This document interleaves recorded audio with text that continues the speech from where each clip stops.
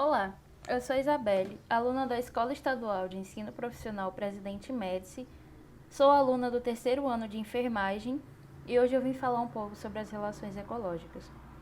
Essas relações são as interações entre os seres vivos e elas podem ser divididas em relações intraespecíficas, que são entre indivíduos da mesma espécie, e relações interespecíficas, que são entre indivíduos de espécies diferentes.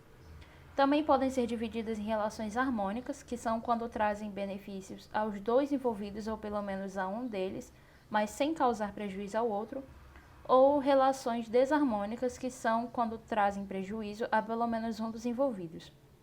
As relações intraespecíficas harmônicas temos a sociedade, em que os indivíduos da mesma espécie vivem juntos, sem união física e que apresentam uma divisão de trabalhos entre eles, por exemplo, uma sociedade de abelhas. E tem também a colônia, em que os indivíduos da mesma espécie vivem juntos, só que podem apresentar ou não uma divisão de trabalho. Nas relações intraespecíficas desarmônicas, temos a competição, em que os indivíduos da mesma espécie podem entrar em disputa por os recursos que são limitados.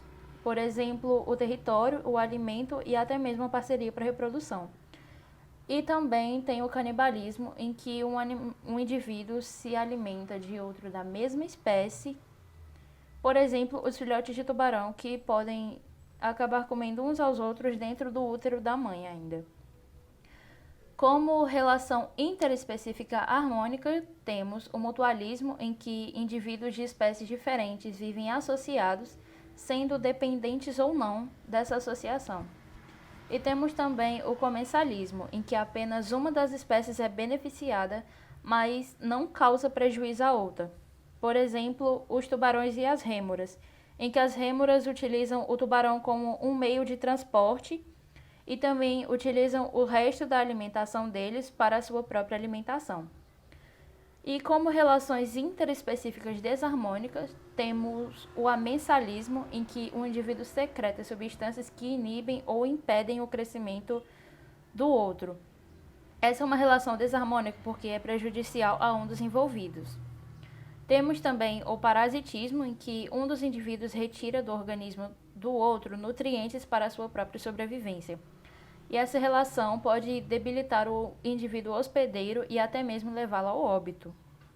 Tem também a predação, em que o indivíduo mata um de outra espécie para se alimentar. Por exemplo, os leões, que se alimentam de animais como a zebra.